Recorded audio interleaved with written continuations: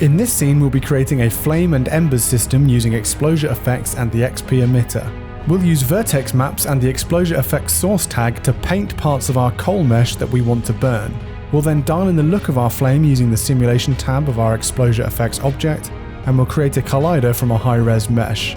Finally, we'll create our embers by emitting particles and advecting them with our flame. Alright, so here we have the starting point of our fire and embers scene, and as you can see, it's this old style sconce. It's a sort of an object that you fill with fuel and you ignite the fuel and it will light, say, a corridor or some kind of ornate hallway, something like that.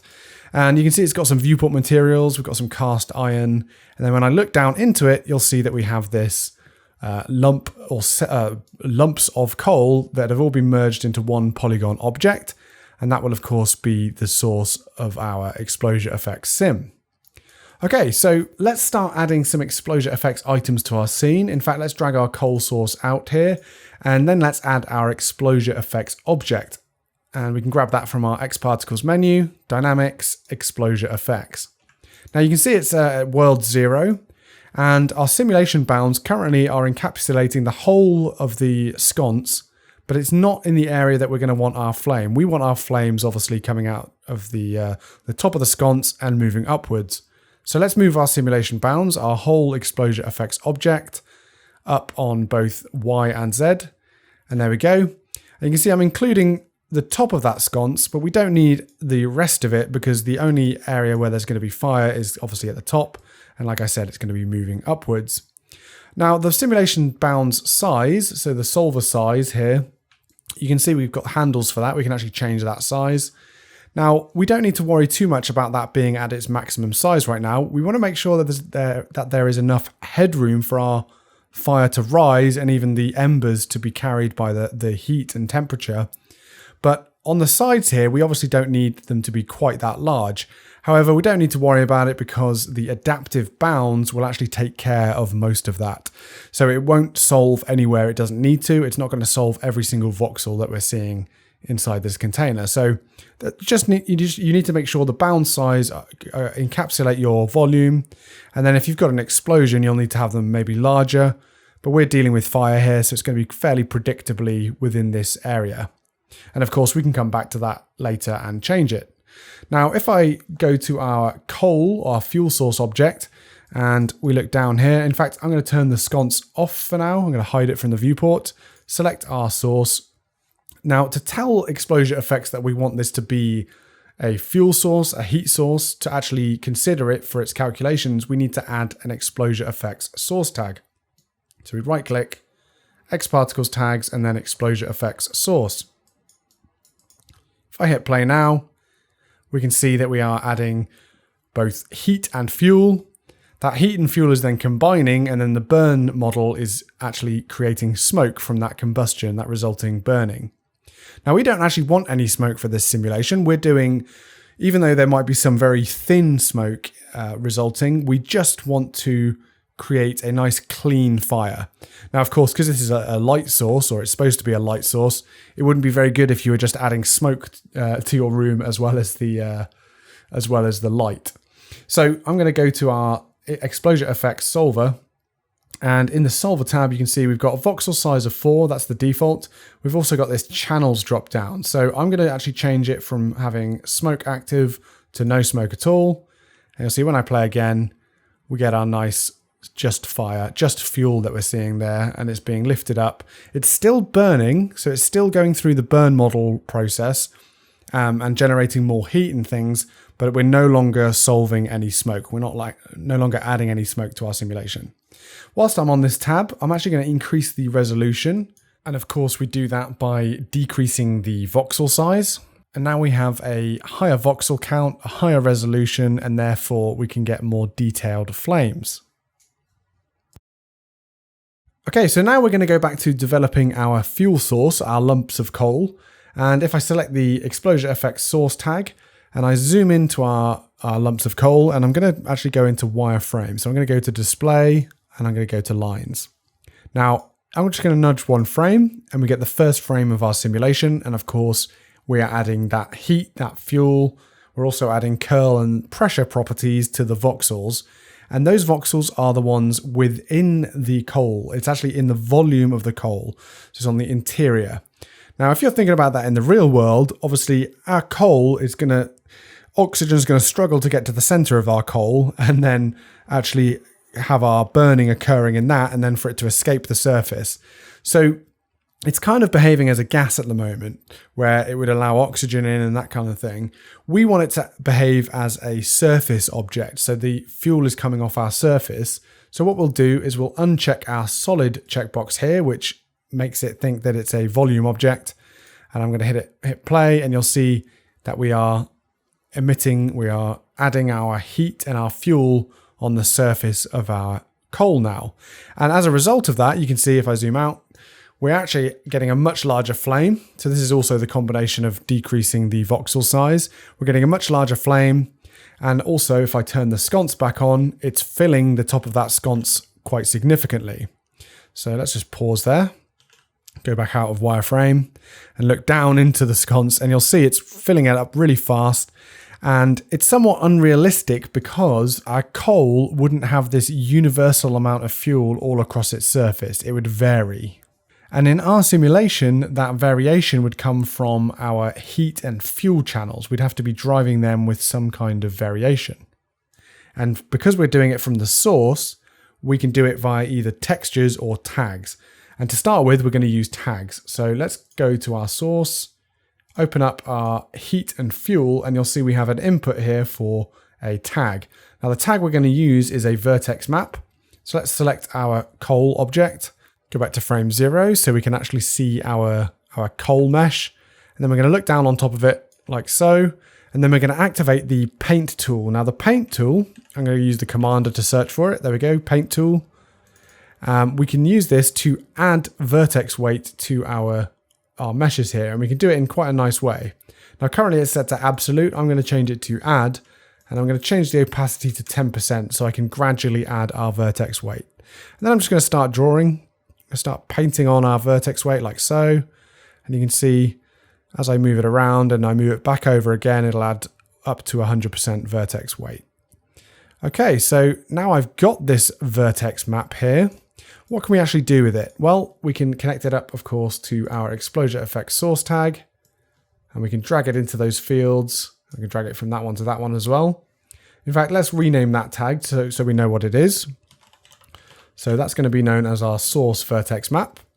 And what happens when I play now is you'll see that the fluid, the heat and fuel properties from our source tag are only being added where the coal surface has vertex weight. And of course, it's a multiplier of that vertex weight. So the less vertex weight there is, the less fuel, and it multiplies it with the rest of those things. Okay, excellent. So now we've got that vertex weight on there. We can obviously adapt it. We can actually add more if we want. So let's just say add more to the sides here, and we can increase it. We could even push it a bit further out to the edges. I want to keep it away from like exactly on the edges of that sconce, but because we're painting this, it's going to look quite natural. There we go, like so. And then when I hit play now, in fact, if I just nudge one frame and we go to the texture viewport, you can see our new vertex map is being respected, and we're only adding fuel in those areas. Okay, so now we've got the base vertex map. What if I want to break that up a little bit to make it a little more natural? Now, of course, I could bring the paint tool back up. I could change a little bit of the vertex map and get a bit more variation. However, if I wanted it to animate, that would be impossible by using the painting technique. So what we can do is we can actually drive our vertex map. We can add another vertex map using this one as its source, and then using the xpVertexMap object, which we can find in xParticles, and then it's a utility. So in the utilities drop down, and then we get this xpVertexMap object. And using this, we can then generate and we can add another vertex map, and we can blend layers and create all sorts of interesting noise animation, that kind of thing. So let's do that now. With our vertex map object, let's drag our coal fuel source in, and you'll see it's added another vertex map, and that's named VM source. So I'll leave that as VM source right now so that we know exactly what that is. Now I want to add the original map to this new map because I don't want to overwrite that original map. I want to create a new map from it and then overlay some noise. So we grab our layers here. So we're going to add a new layer. We're going to add a seed map. And then we're going to use the vertex map. We're going to use the one that I'm linking. So it's directly linked. It is going to be the source one. So let's go back, drag the source in like so. And then it's set currently to nearest vertex.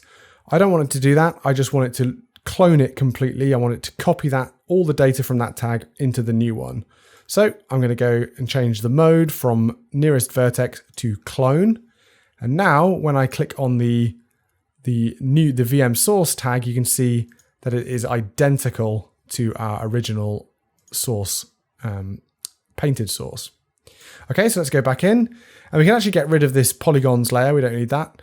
And we're going to add another layer. We're going to add a texture layer and we're going to add that like so. And of course, because we're using a texture layer here, we're going to need a material on our object that can provide some noise information, some noise texture. So I'm going to add a new material. I'm going to call this our VM noise. And then I'm going to add a noise shader to our texture of our color channel. So there we go. I've got the noise in. I'm going to make it a little more contrasted like so. And I'm going to add that to our coal object. Now, I'm going to leave it at the end here, but it doesn't need to be at this end. We're going to directly reference it. And when I move it further to the left, the viewport coal actually becomes the primary one. But if I move it to the right, we can actually see it, and that's kind of useful for now. I'm going to view our viewport in quick shading mode as well, just so that we can see all of the noise on our object. And then I'm going to go back to the the XP Vertex Map object, and let's link up our texture. So currently it's using the first tag on our object. Now that would be the wrong one because it would be our coal material. I want to actually select a tag, and I know which one it is. It's this one here. So it's already set to the color channel.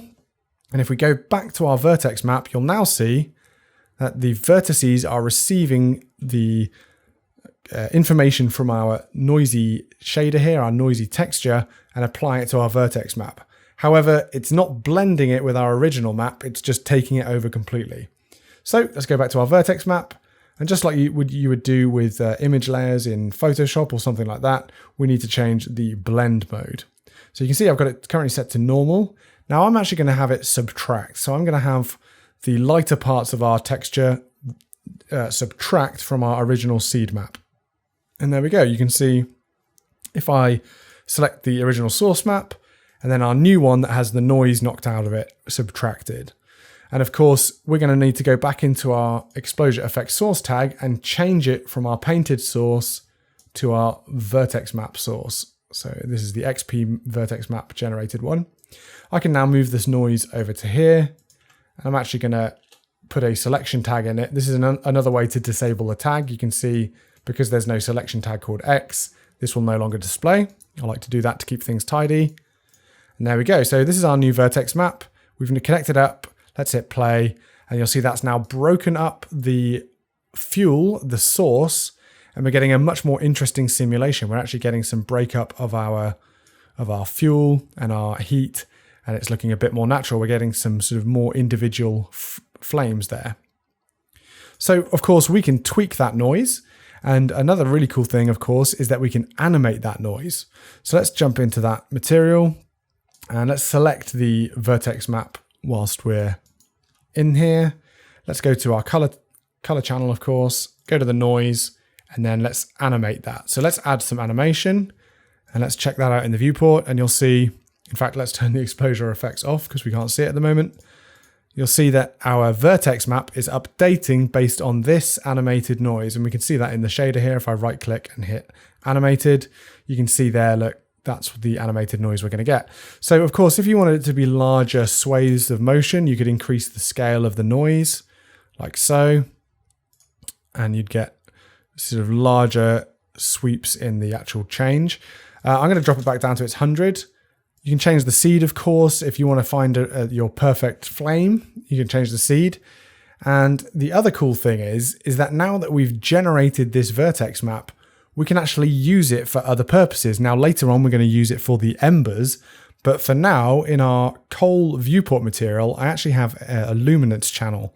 If I open it up and I go to the luminance channel, you'll see we have this colorizer. Now, if I dig down into the hierarchy, we don't need to worry too much about this, but this is essentially a way of making the coal glow.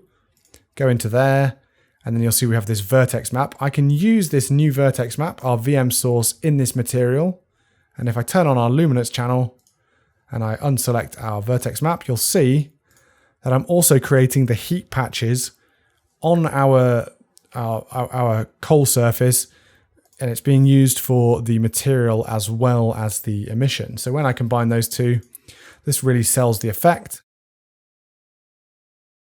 And there we go. So now we've got some hot coals, and where they are hot, they are actually emitting fuel and heat. Now, of course, we can still use our ExplosiaFX tag here to multiply or increase the rate at which the heat and fuel are added. And I'll do that now. I'm going to double them to 200%, and I'm going to hit play. And you'll see it still respects our vertex map. It's still respecting the VM source and only adding heat and fuel there. But it's now double the amount, double the rate at which that's being added. And you can see we get a much larger flame. And let's zoom out and have a look over here. Along the side, you can see it's a much larger flame, and we're reaching the top of our container here. So now we're going to develop the look of that flame, and most of the development will occur in the simulation tab of our ExplosiaFX object. So let's jump in there now, and you'll see in the simulation tab, we have our buoyancy settings. Now, of course, buoyancy is the upward thrust, the upward force that we're seeing from the heat and the fuel. And as it combusts, more heat is generated. So if I drop it down to 20, you'll see that the fluid remains at the lower side, the fuel remains at the lower part of the simulation for longer, then it starts to burn, increase in heat, and we do get eventually this upward motion. But a lot of the fuel is actually cancelled out by this 20, so you can see the fuel buoyancy is -20 and the heat buoyancy is +20. So there's obviously not enough heat around here to ignite this fuel. So let's put that back to its default because I like the rate at which it rises. I like the buoyancy in this flame right now. We're going to come back to vorticity and turbulence. Let's collapse these. But I want to make sure that we dissipate our fuel. We don't want it to go quite as high. So the dissipation sliders here are going to be really useful for that. So I'm actually going to dissipate the fuel quite a lot. Let's just go for 5 to start with. And you'll see now we get a flame much closer to the coals, and in fact you might want to keep that. That's a nice close flame to the surface of our coals. And if I decrease that, you'll see it'll get larger and larger. As we're adding the fuel, we're then dissipating it, so it's reducing inside each voxel until we have absolutely none left. And if I drop it down to a certain point, we'll get to a balance where we'll be getting a nice high flame like so. Okay, I'm actually going to probably make it sub 1, so let's say 0.5 to start with. That'll probably get quite high up in our simulation, and you'll see now we're getting much higher, but it is dissipating up here. It's looking quite nice. Now remember, we're carrying this fuel a lot with the heat, so we might want to dissipate some of the heat, and of course heat dissipation is akin to cooling. So I'm going to put the heat dissipation at 1, and that'll actually, as we get a bit higher up, the temperature will decrease and we won't rise quite as quickly. But remember, we are still combusting. And there we go. We're getting these nice flame licks here, and we can exaggerate those a bit later on. Now, another thing to look at here is the diffusion channels. And you can see we have smoke, heat, and fuel diffusion. Now, if I diffuse the fuel channel, you'll see it becomes much softer, like so. And it becomes sort of more of a universally large flame there. So that can help to actually remove detail, but it also gives it a certain kind of scale. So this looks a bit smaller in scale perhaps, but sometimes having a small amount of diffusion helps transfer the fuel around naturally. So if we have a small amount of diffusion like so, and then we go back to our final settings we're going to change here, which is in our buoyancy settings, and we're going to look at our vorticity and our turbulence.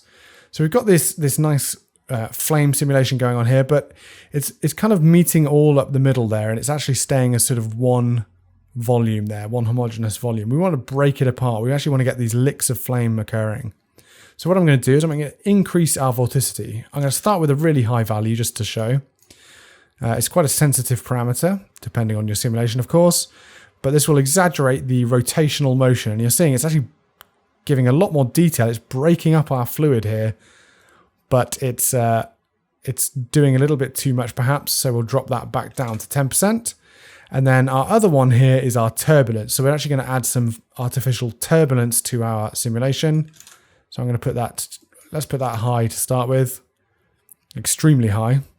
And you're seeing now we're getting that really classic look of a flame where it's kind of, the buoyancy is carrying it upwards and then it's kind of getting hit by turbulence in the air. And then we're getting that sort of licking flame where we get all these temperature changes and things like that.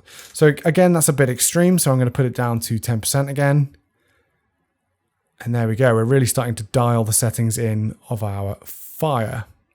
So I actually might reduce that diffusion down somewhat so that we still get some nice sharper details. There we go. We're getting that vorticing looking really cool, like so. And of course, now that we've dialed in the look of that, we can actually increase the resolution. So we can increase the voxel or decrease the voxel size to 2, and this will actually change the simulation look again somewhat, but it'll keep the general motion and all of those other properties. And as you can see, we're getting some really nice looking flames inside of our sconce here. And we've got that nice fading away, this nice dissipation, and we're getting the licks of flame as well. And of course, we can always go back to our Vertex Map source here, and I could paint. If I don't want certain areas to have this, I could just do that like so. And this will change the look again. There we go. So we're getting more flame on the outside and less on the inside, but it all comes together and then we get that really nice looking flame. Now we're displaying this flame at the moment using the Opengl display. If we go to the ExplosiaFX object, go to the display tab, you can see that we've got a bit of stepping. When we look at it here, you can see we have some stepping in the fluid. And if you see that, you can actually improve that if we increase the slice number. So you can see there, as you increase the voxel density or decrease the voxel size, you might want to increase the slice number. So if I put it to 768 there, like so, and then you see our fire is nice and thick and it's really detailed. Now you may notice at the beginning of the simulation, the flame actually licks through the side of our sconce object. It actually goes through it completely. And of course, we need to make that a collider so it doesn't go through anymore and it contains our flames. Now there's a few strategies of turning our sconce mesh here, the outer sconce mesh, into a collider. The first one is just to simply add an ExplosiaFX collider tag to it. Now, if we view the wireframe, so we go to quick shading and lines, and I also turn off the materials. So this is just in the viewport, go to options and then materials, and you'll be able to see the wireframe and then just the clean meshes. And you can see here, this is actually quite a dense object. And if I select it and I scroll down to it in the object manager, you can see it's just a single polygon object. And it's actually around about 60,000 polygons. So it is quite dense. And you want to keep your polygon count as low as possible with ExplosiaFX sources and colliders. So this wouldn't be particularly practical. So what we're going to do is we're actually going to extract some of this mesh. We're going to poly reduce it, and then we're going to use it in that way. And then we're also going to use another strategy, which is actually just use proxy geometry. So really, really rough approximations of this mesh. And then we'll use that to actually become our collider. But to start with, we'll work with our polygon reduction workflow. So I'm actually going to duplicate this whole piece of geometry up to the top here, just so I can work on it. And let's hide our old sconce and hide our coal as well. We can also turn off our ExplosiaFX simulation for now. So we've got our sconce selected, and we don't need to worry too much because this is the mesh that we've just copied. And I want the fire collision to be basically from this point upwards. So what we'll do is we will use the loop tool, so U and then L, and I'm going to select a loop on the outside and then on the inside because this has thickness, remember. I'm holding shift when I click that. And so now I've got both the outside and the inside selected. Then I'm going to change the selection tool to the fill selection tool. So that's U and then F. and I'm going to hold shift again, and then we've added that like so. And now I'm going to invert the selection, and I'm going to get rid of everything else. So U and then I, and then I'm going to hit backspace. It's going to get rid of all of our other polygons. And then I want to make sure that this is a sealed mesh. I want to make sure that it's watertight, volumetric. So I'm going to actually seal the bottom faces here. And we can do that with our, if we hit M and then D is closed polygon hole. So MD, and then we hover over this bottom section here. Now, sometimes it doesn't trigger properly. So you might need to create a bridge polygon to cause the closed polygon hole to recognize it. So this is a little tip. So if we hit M and then E, we'll bring up our pen tool, our polygon pen tool. And I'm just going to bridge this edge over to this edge. Now, it doesn't matter if it's a bit of a weird closing. It just needs to create one bridge, and then you'll be able to create your extra polygons. And we're polygon reducing this, remember, so it doesn't matter too much what our mesh looks like. So now this is our sealed mesh, and let's just select all the polygons, and you'll be able to see that they're all facing the correct way.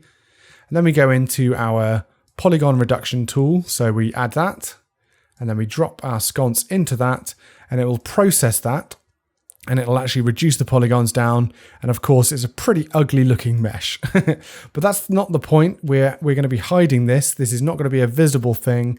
This is just going to be something that our fluid can collide with. And if you look, we can even decrease it even further, like so. And there we go. That's a really low res mesh now. We've only got sort of 3,000 polygons. We can make that editable now.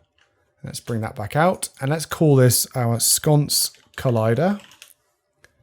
We can get rid of the materials, all of the tags, they're unnecessary. Drag it back into our sconce hierarchy, and let's show that.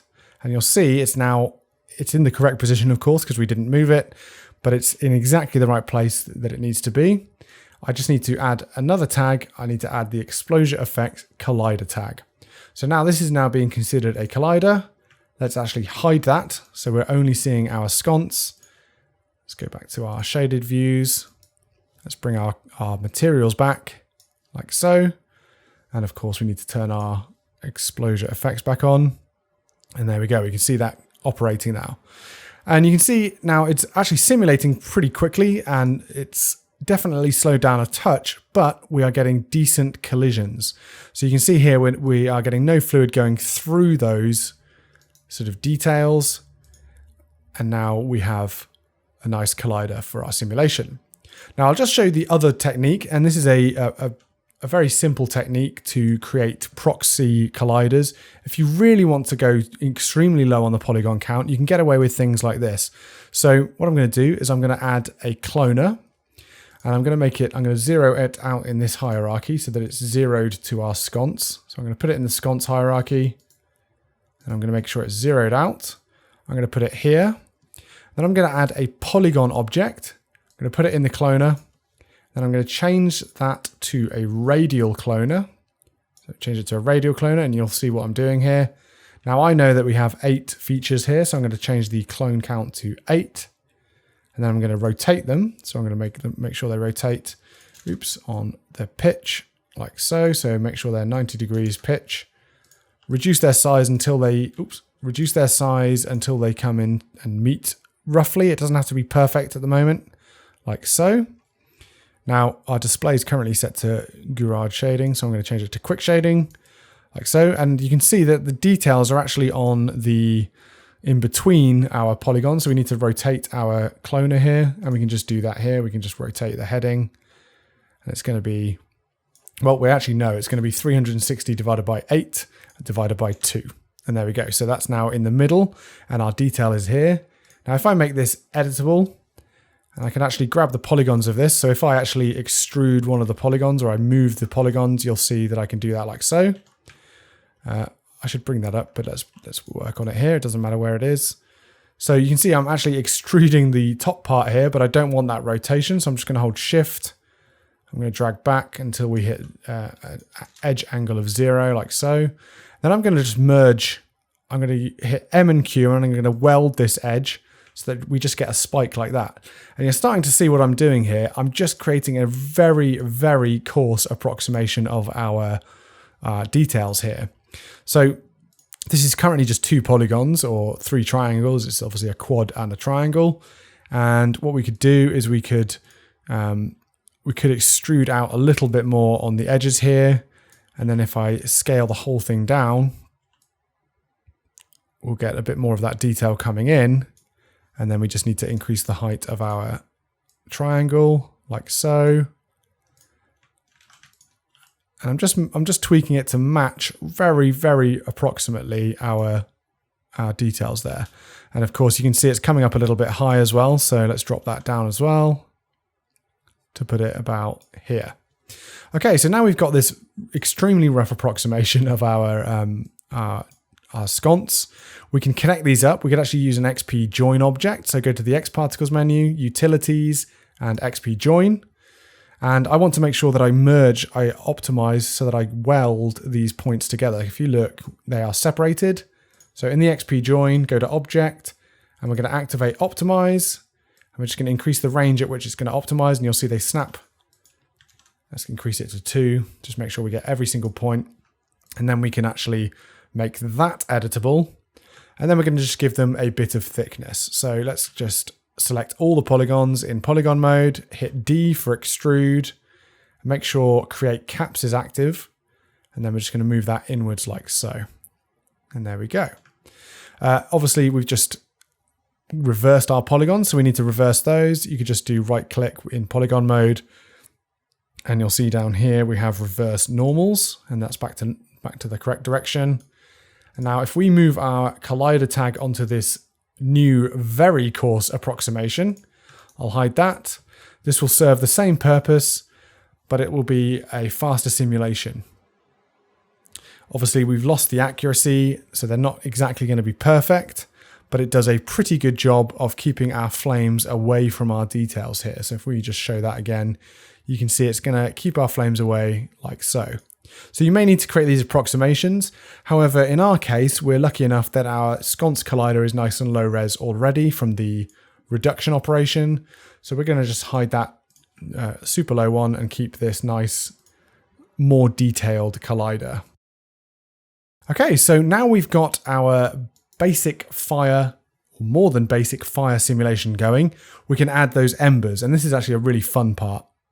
So as I mentioned earlier, this vertex map that we've been generating and using for both our ExplosiaFX source tag and the viewport material of our coals, we can also use that for our particles, for our embers. So what I'm going to do is I'm going to select our coal fuel source object, and I'm also going to select the VM source tag. And with those both selected, I'm going to go back to model mode, just so it's not hitting the polygons. And I'm going to look down on this like so. I can run a command called emit from vertex map. And what this will do is it will automatically create an emitter that is connected up with this object here, and it'll add this vertex map as a selection map. So we can find those tools in quick tools, and you'll see we have this emit from object, emit from selection, emit from texture, and emit from vertex map. Now we can find them here in the quick tools, but we can also find them in the commander because it's just a registered command in Cinema 4D. So we can bring this up again, the commander, and I can just type emit from. And I find that the quickest way to emit from a vertex map. So I'm just going to double click that, and you'll see we have this emitter added to our scene. Let's go to the object tab, and you'll see there we've got our coal object and our VM source. Now it's emitting from the points by default. If I hit play, let's turn our ExplosiaFX off for now. I'll hit play. You'll see it's just emitting off the points there, so we're getting these quite thin lines going on. What I'm going to do is I'm going to change that to polygons area. So it's going to respect the vertex map still, but it's going to be all over that surface. Now, of course, because they're moving away, it's a little hard to see whether they are actually respecting that map. And we can just run a little test. We can go to the emission tab. We can dramatically increase the number of particles that we're emitting. We can zero their speed, and we can also drop their lifespan, and I'm going to just give it a low lifespan of 5. Now, if I change from this mode simulate legacy to simulate, we're actually able to see particles and set up particles on frame 0. So you'll see there, I can actually do that. And if I drop the particle count, you'll see I can actually see that update on frame 0. However, we don't see any animation there, so we need to see that playing. Let's hit play. And there we go. We can see our vertex map is changing over time with that animated noise. And then the particles are emitting on the polygon area only where those vertex map data are. So that's excellent. That's giving us our starting point. Now, what I want to do is I'm going to give it a full lifespan again. Then I'm going to go to the display tab and I'm going to change our display from just squares to lines, because lines will give us a representation of our motion. And since we're going to be advecting these particles, I want to show off that motion to start with. Okay, so let's go back to frame 0 and let's go back to our ExplosiaFX object and activate it. So we've activated our ExplosiaFX object. Go to the advection tab, and then you've got this checkbox here, which is advect particles. Now that's all set up at default to advect all of these channels to our particles, and let's have a look at the resulting simulation. And here we go. So our particles are being carried by our fluid, and we've got a lot of particles at the moment. You can see it's very dense with particles, but they are following that fluid motion, and we're getting lovely following motion from those particles. Now, of course, they're following all the channels. They're not just following the fuel alone. It's also following the temperature, and all the resulting velocities are being transferred to our particles. So that's running a little slow. So let's, whilst we're working on it, let's drop the solver resolution. So let's increase the voxel size. And we could also turn our collider off temporarily. Oops, not the right. If we go to the basic tab, there we go. And there we go. We get a bit of a faster representation. Okay, excellent. So we're now seeing a lot of particles, too many, of course. Let's go back to our emitter, go to the emission tab, and let's drop those right down. So let's drop them down to 1,000. And you'll see we're getting a much more reasonable density of particles. Now, you'll notice that our particles are the same color as this adaptive bounds. Sometimes when you have other objects in your scene, you want to hide your bounds, and we can do that in the display tab of our ExplosiaFX object. So display, we could actually just turn the outside bounds off completely. We could either uncheck the adaptive bounds, or we can change their color. And I'm going to do that. I'm going to drop their color so they're much darker. They're closer to the background color there, and they're less obtrusive, and they're not interfering with our particles as much. I want to keep the bounds there so that we can see where our particles will be advected. They'll only be advected where there is velocity data, and of course that's where our adaptive bounds is. So we're getting this lovely motion, looking really great, and I've reduced the amount down, and it's looking a lot more sparse and a lot nicer. So I'm going to go back to the emitter. I'm going to change the radius of our particles. So I'm going to make sure that they're at a sort of a reasonable size for realistic size embers. These would be a bit larger than you would expect, but for our scene scale, it's good. Now, our trail display, our line display here, is not going to be able to show us the radius of our particles unless we change it. So if we go to display, we could just change it to dependent on radius, and you'll see they change. And obviously those are all the same radius. And if I go back, you'll see these are now based off the radius of our particles, but they're not particularly looking like lines because they're very small particles. So what I want to actually do is I actually want to utilize a shape. I want to use a shape that will represent our radius, and I'm going to use pyramid. Now I'm going to go back to 0, hit play, and let's see what we've got. And you'll see we've got our little pyramids, and they're representing our radius more accurately. Now let me zoom into these for a second, and you'll see they are all oriented exactly the same way. So they're not actually flowing along, they're not pointing along the fluid motion. So what we need to do is we need to go to the extended data tab, activate rotation, because we're not setting any of that data at the moment, and set it to tangential. And let's go back to frame 0. Let's zoom out, and you'll see, there we go, our particles are now following along the flow lines, the velocities, and they're also orienting the same way. Now, they're also just pyramids, of course, so they're not very particularly long. I do want to give the feeling of that motion that we had before, so I'm going to go to the Emission tab, and I'm actually going to play with the scale, because this is a way of making our particles look longer. I'm just going to go for 3 along Z, and there we go. So now our embers have a little bit of indication of their motion, and you can see they're following this lovely vorticing here, and they're moving away like so. So that's great. We've got our base particles, our base embers here. Now, something really cool to know about advection from ExplosiaFX is that it is passing data from the ExplosiaFX solve to our particles. It's advecting that data to our particles. And what that means is we can use that data once it's being stored on the particle itself, things like fuel, temperature, the smoke values if we had any smoke, and of course the velocity is the one that we see most of all. And we can use that to drive different properties of our particles or even modifiers. And what I'm going to do is I'm going to actually start with a simple one. I'm going to change the display based on the temperature of the particles. So it's very similar to how we're displaying our fuel here. I'm going to go to the color mode of our emitter. I'm going to change it to gradient parameter. And then I'm going to play around with this gradient to give us a nice looking warm gradient. So I'm going to actually drop one of the knots. I'm going to put that one in the middle there. And then I'm going to start with a pretty warm red in the middle.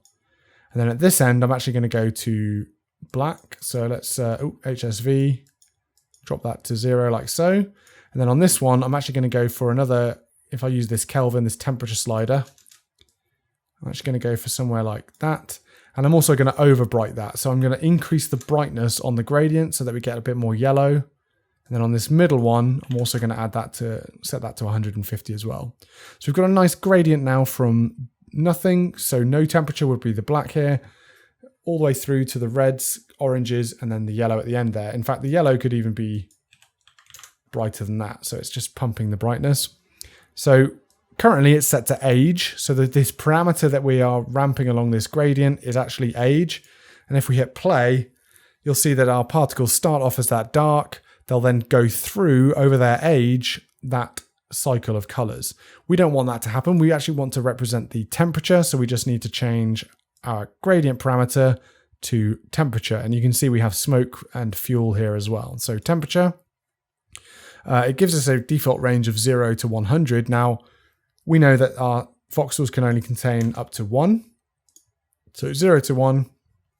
And now it's going to map those colors on our particles depending on their temperature. And there we go. So the bright ones are the hottest particles and the black ones are our coldest particles. And if you'll notice something else as well, of course, they are leaving the adaptive bounds occasionally and they're just maintaining their trajectory once they leave those. So it's not too much of a problem. However, I do want them to decay. I don't want them to just continue forever and outside our bounds. And as you can see, we've got them all the way over here, which isn't very realistic. So what we're going to do is we're going to scale them down and we're going to utilize our temperature data to actually map that rate of decrease in scale. So we're going to add a modifier, and because we're adding more objects, I'm actually going to use a system object now. So I'm going to grab our xParticles menu and I'm going to run the command system sort. And as you can see, we've got a system sort. It's dragged all of our ExplosiaFX objects, our Vertex Map, anything that's an xParticles object is dragged in. Now, it hasn't dragged in our fuel source. We can manually move that because that's just a C4D object with an ExplosiaFX tag on it.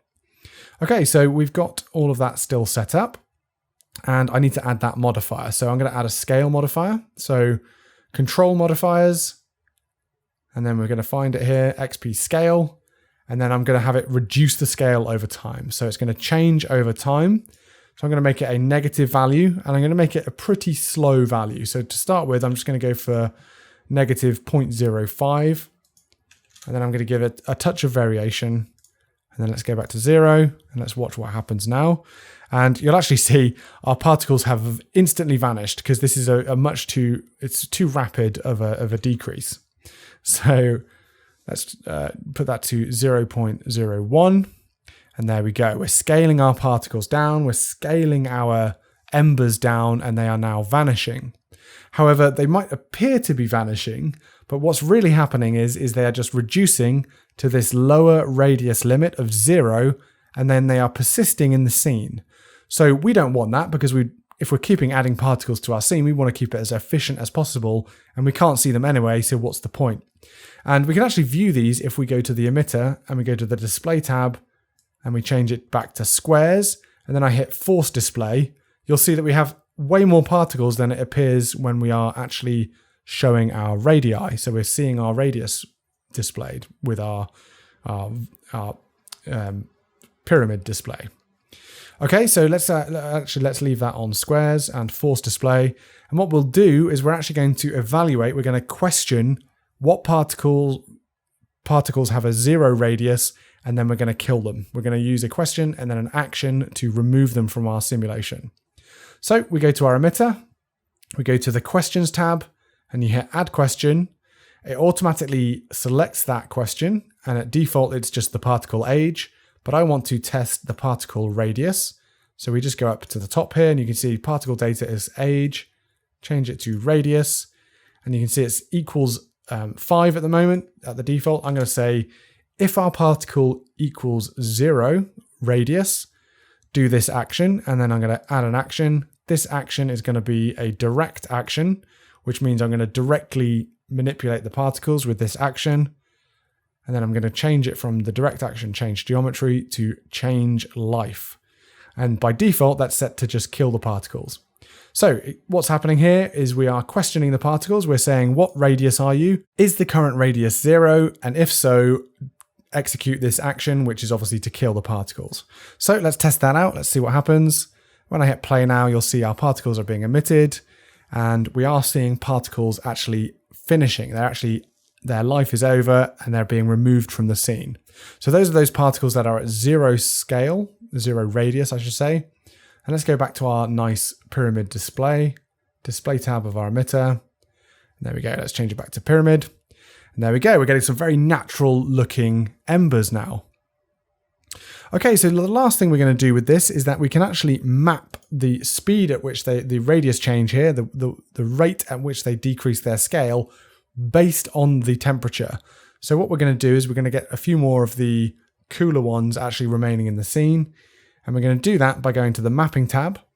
I'm going to add a map, and I'm going to make sure that the parameter that I'm mapping, and if we look on the object tab here, is this radius change parameter. So I'm going to go to the mapping, and if we look here, we've got radius change. Now currently that's set to a age, and you can think of the x-axis here as our 0 frames to the full 90 frames over here. We don't want to do it by age. We want to do it, remember, by the temperature. So if we've got temperature here, and it's between 0 and 1, and essentially I want to say that if the particle is cooler, which is at this end, the radius change is lower. But I don't want it to be fully 0. I want them to continue decreasing in scale, otherwise they'd hang around too long. So I'm just going to set this to 0.5. That means that at 0 temperature value, the radius change will be multiplied by this 0.5 value. So we'll just be half the rate of decrease in size. So this should mean that we'll see a few more particles hang around a little bit longer, and that's actually based on the physical stuff, that's based on the temperature. And that's exactly how it would work in real life. It would be consumed, and of course the particles wouldn't be removed from the real world. They'd probably hang around and land on stuff, causing lots of soot. But there we go. So that's our simulation, and I can pop our resolution back up. Our ExplosiaFX object, go to the solver. I'm going to set that to 2. And now we can actually cache this simulation. So I'm going to cache this with the particles so that we can see it playing back in more real time. So we can do that from the utilities. Let's just minimize a few of these and make sure our items are still on. So we want our collider back on, and then we go to the utilities tab, choose utility, and it's the XP cache object. And we could turn off compress cache on build. That'll actually, if you have the hard drive space for it, that'll actually save on some simulation time. So I've turned that off for now, and I'm going to hit build cache. It's going to cache the objects in our scene, anything that's X particles. So it's going to grab our ExplosiaFX object and also our embers. And I'm going to hit build cache, and we'll come back once that's built.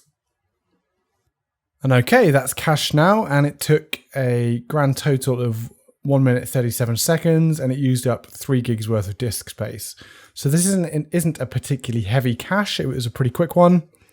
And of course, we can now play back and we can review our lovely flame simulation that we've got going here. We've got those nice licks at the top of the flame.